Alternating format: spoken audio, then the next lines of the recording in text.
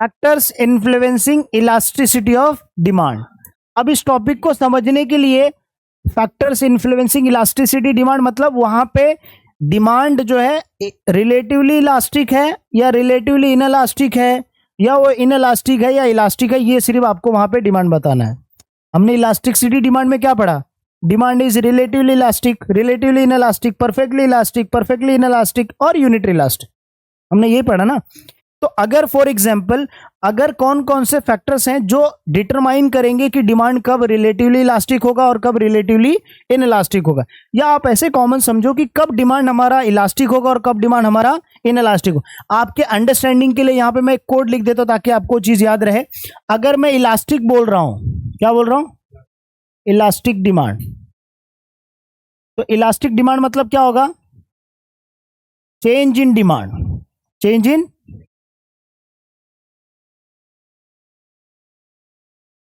Demand. लेकिन अगर मैं रिलेटिवली इनइलास्टिक डिमांड बोल रहा हूं,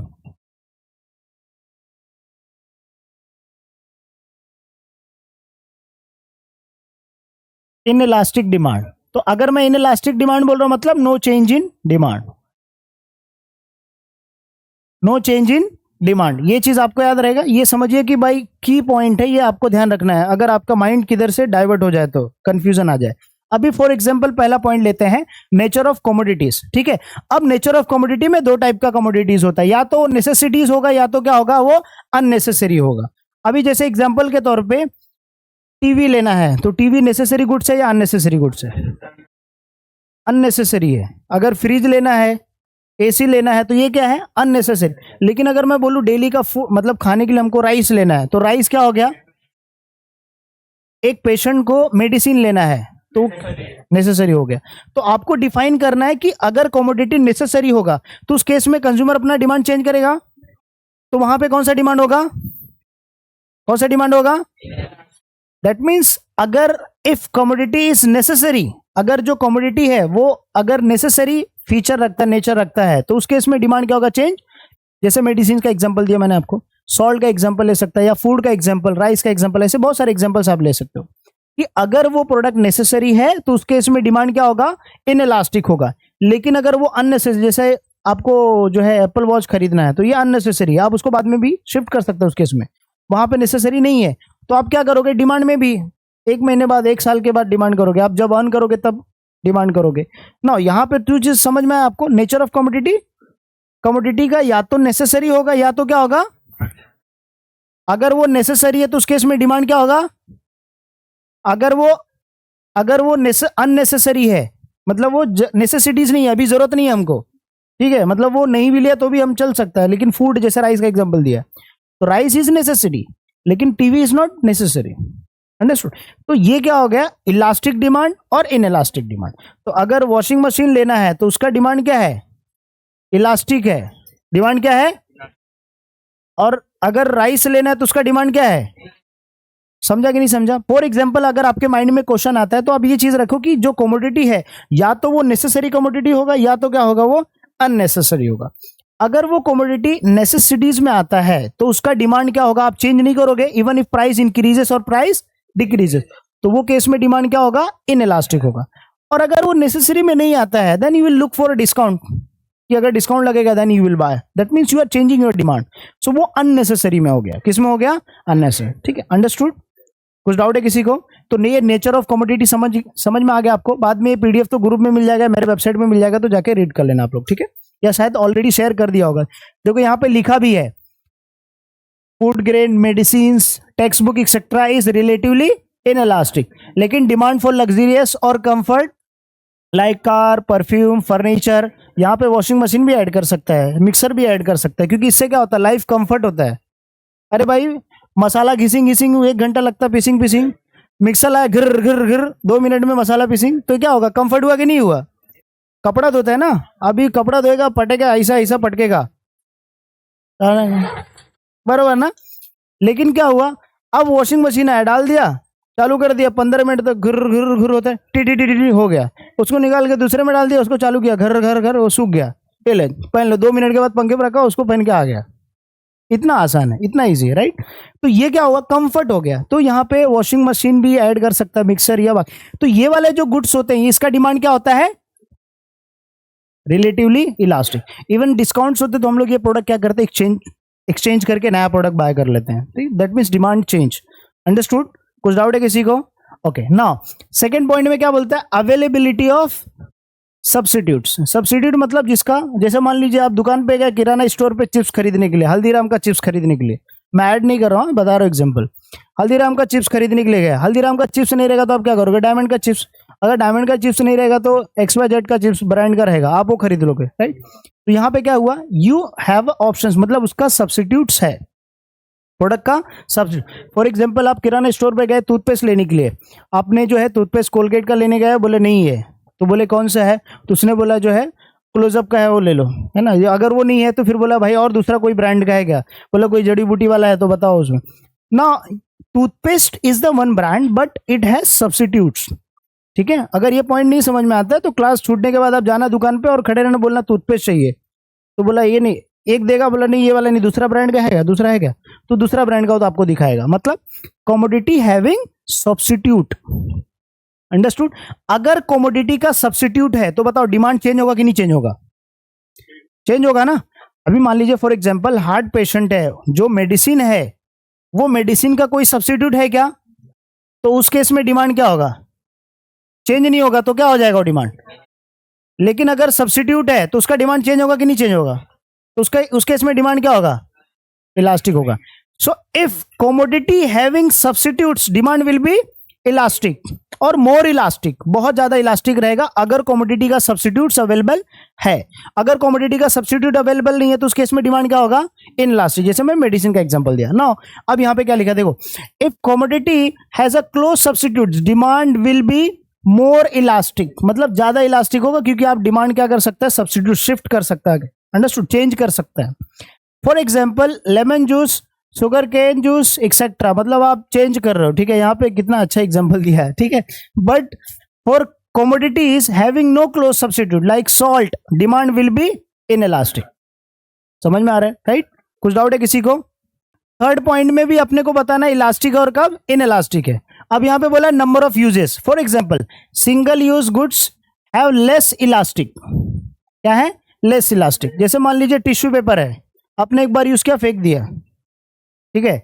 तो जो सिंगल यूज गुड्स होते हैं उस केस में डिमांड क्या होता है, मोस्टली इनइलास्टिक होता है, मतलब ज्यादा इलास्टिक नहीं होता है। लेकिन अगर कमोडिटी का मल्टीपल यूजेस है, क्या है, तो उस केस में डिमांड क्या होगा, इलास्टिक होगा। देखो यहाँ पे लिखा है सिंगल यूज गुड्स है लेस इलास्टिक। फॉर एग्जाम्पल जैसे पार्टी बलून्स का है, डिस्पोजल प्लेट्स का है ना, कटलरी का है, टिश्यूज पेपर का, ऐसे 2-3 एग्जांपल्स लिख दिया so that you will understand. पानी पूरी खाता तो प्लेट में क्या वो एक ही बार यूज होता है, उसके बाद क्या होगा, वो वेस्ट होगा सिंगल। तो उस केस में डिमांड क्या होगा, लेस इलास्टिक होगा। क्या होगा, मतलब वहां पे डिमांड ज्यादा चेंज नहीं होगा ना।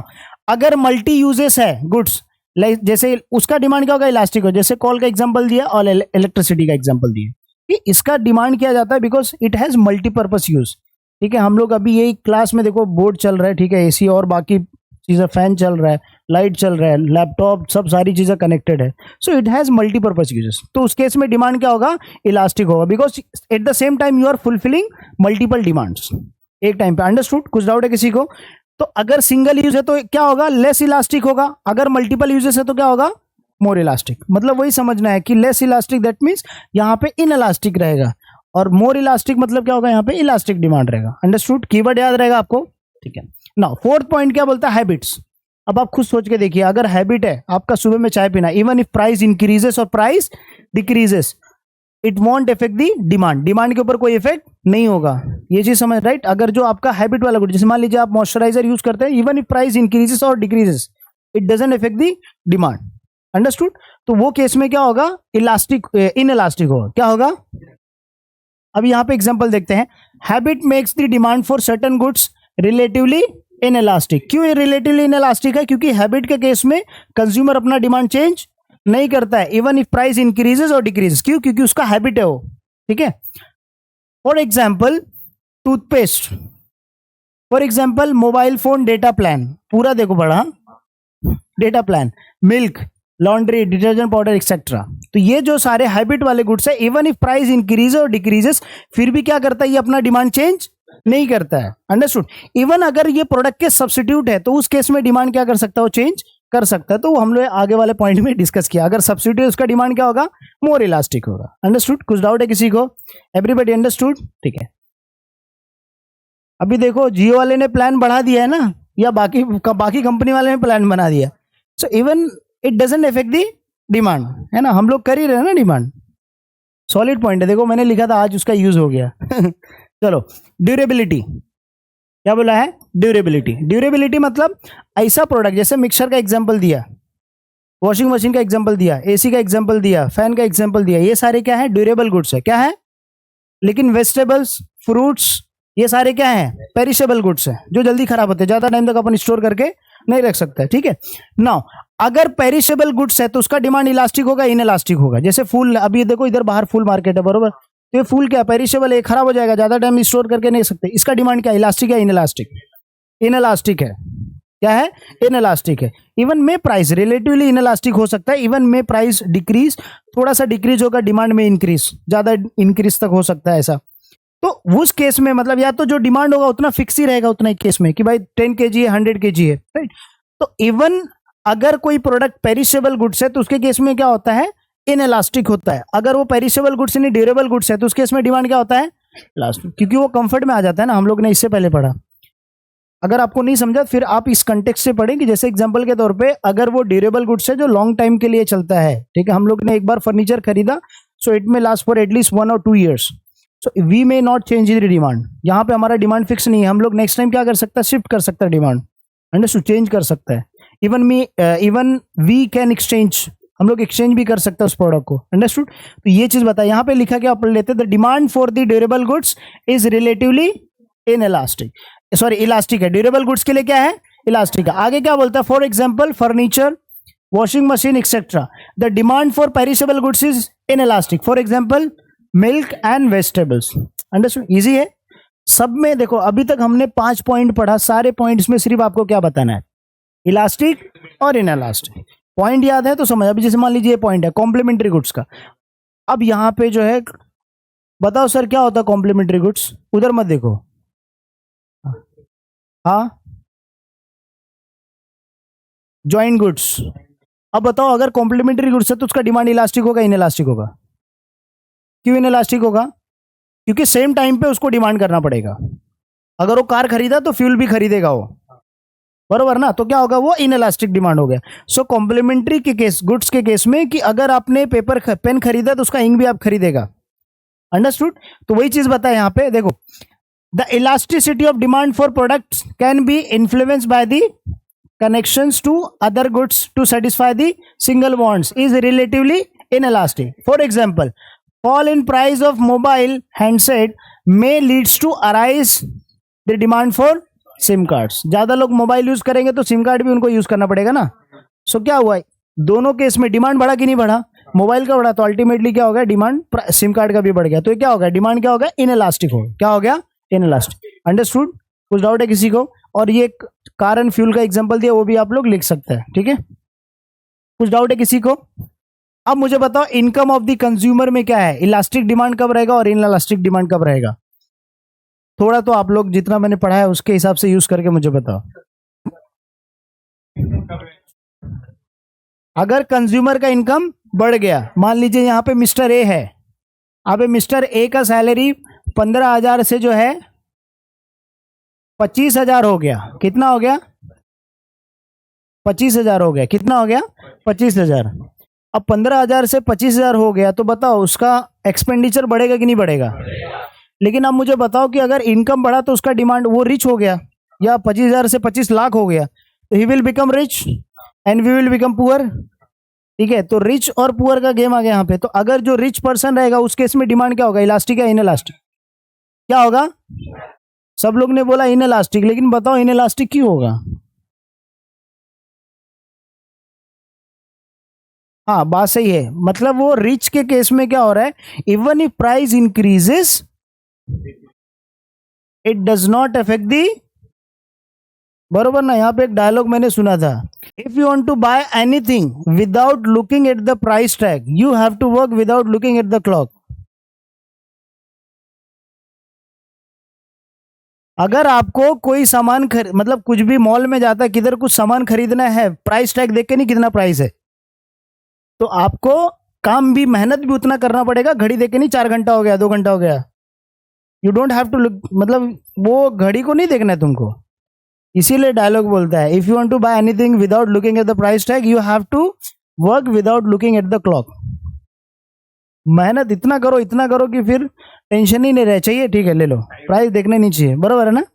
चलो, तो यहां पे समझा कि नहीं समझा आपको? अगर वो रिच है तो ही मे डिमांड, मतलब वो डिमांड करेगा इवन इफ प्राइस इंक्रीजेस और decrease it won't affect the demand. इसीलिए बोला है कि अगर वो पुअर है तो पुअर के केस में रिलेटिवली इलास्टिक हो सकता है, लेकिन अगर रिच है तो उसके केस में क्या होता है, रिलेटिवली इन इलास्टिक होगा। कुछ डाउट है किसी को? Everybody understood? ओके, नाउ अभी अर्जेंसी आया। अब बताओ अगर अर्जेंट होगा तो डिमांड क्या होगा? वो डिमांड करेंगे ही, तो डिमांड चेंज होगा क्या? तो क्या होगा? इन इलास्टिक होगा। डिमांड चेंज कर रहे हैं? नहीं चेंज, वो डिमांड कर ही रहे ना, अर्जेंसी है ना, तो he will not change even if price increase decrease it does not effect the demand. Demand के ऊपर कोई इफेक्ट नहीं कर रहा है। तो अर्जेंट के केस में डिमांड क्या होगा? इन इलास्टिक हो। अगर अर्जेंट नहीं है, मतलब वो बाद में भी ले सकता है, तो उसके केस में डिमांड क्या होगा? इलास्टिक होगा। अंडरस्टूड? देखो यहाँ पे बोला है goods that are urgently needed will have relatively inelastic demand. For example medicines, less urgent like luxurious goods, और लग्जरियस गुड्स जो है उसके रिलेटिवली क्या होता है? इलास्टिक होता है। कुछ डाउट है किसी को? अंडरस्टूड? कुछ डाउट है किसी को? एवरीबडी अंडरस्टूड कि अर्जेंसी के केस में क्या होता है? इनइलास्टिक होता है। अगर अर्जेंट नहीं है तो उसके केस में डिमांड क्या होता है? इलास्टिक होता है। अब एक दिया है टाइम पीरियड। अब टाइम पीरियड में दिया है, जैसे एग्जांपल के तौर पे आप शादी में खाना खाने के लिए गए हो, तो आपके पास 1 ही घंटा है। अगर उससे ज़्यादा लेट करोगे तो आप अकेले हाथ में प्लेट पकड़ोगे तो सब लोग आपको ही देखेंगे। That means what? अगर आपके पास लेसर ड्यूरेशन है तो उस केस में डिमांड क्या होगा? इनइलास्टिक होगा। अगर आपके पास बहुत सारा टाइम है तो आप क्या करोगे? बहुत सारा टाइम में बहुत सारा कंज्यूम कर सकते हो, अपना डिमांड चेंज भी कर सकते हैं, पर तो उस केस में डिमांड क्या होता है? इलास्टिक होता है। Lesser the time demand will be in elastic. अगर आपके पास बहुत सारा टाइम है तो उससे डिमांड क्या होगा? इलास्टिक। समझ रहा है कि नहीं समझ रहा है? देखो इसीलिए बोला था पहला लेक्चर पहला सेकंड दोनों बहुत इंपॉर्टेंट था। उसी में हमने इलास्टिक और इन इलास्टिक का बहुत डिस्कस किया था।